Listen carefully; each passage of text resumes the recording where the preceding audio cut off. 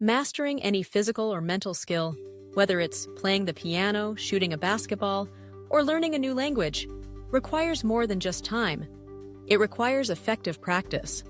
Practice is the deliberate repetition of an action with the goal of improvement. But what actually happens in our brains when we practice? And how can we make the most out of the time we spend practicing so that we learn faster and retain our skills longer? To understand this, let's start by looking at what practice does to our brains. When we first attempt a new skill, our nervous system is working to create new connections between neurons. These connections, or neural pathways, are essential for learning. The more we repeat a specific action, the stronger and more efficient these pathways become.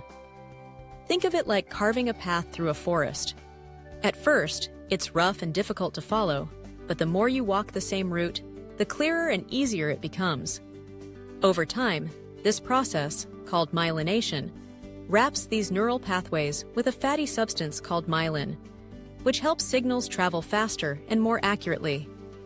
This is why, with enough practice, actions that once seemed difficult become almost automatic. But not all practice is created equal.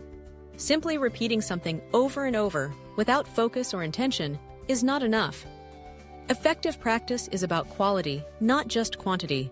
So, what are the key principles of practicing effectively? First, set specific, achievable goals for each practice session. Instead of just saying, "I'm going to practice the guitar for an hour," decide exactly what you want to accomplish. Maybe you want to master a particular chord progression or improve your finger speed.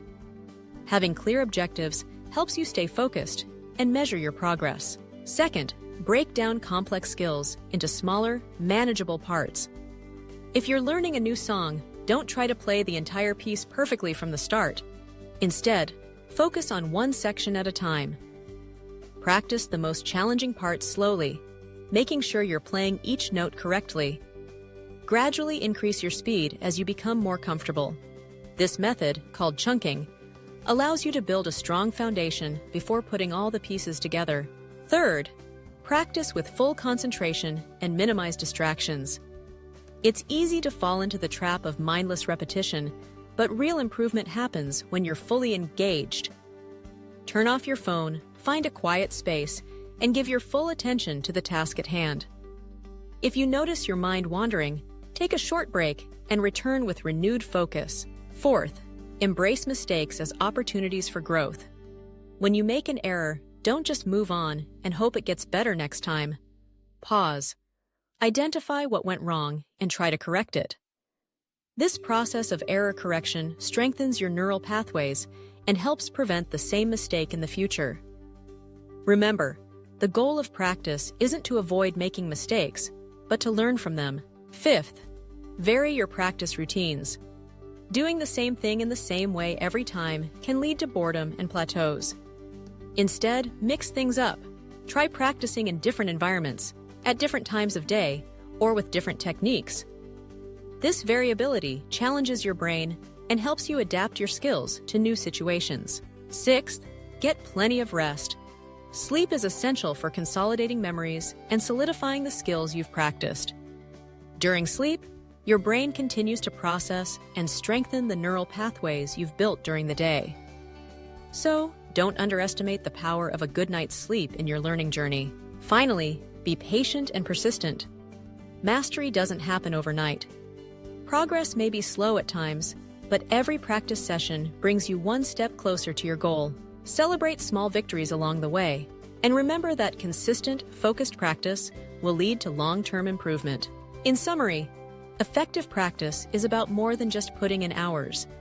It's about practicing with intention, breaking skills into manageable parts, staying focused, learning from mistakes, varying your approach, getting enough rest, and being patient with yourself.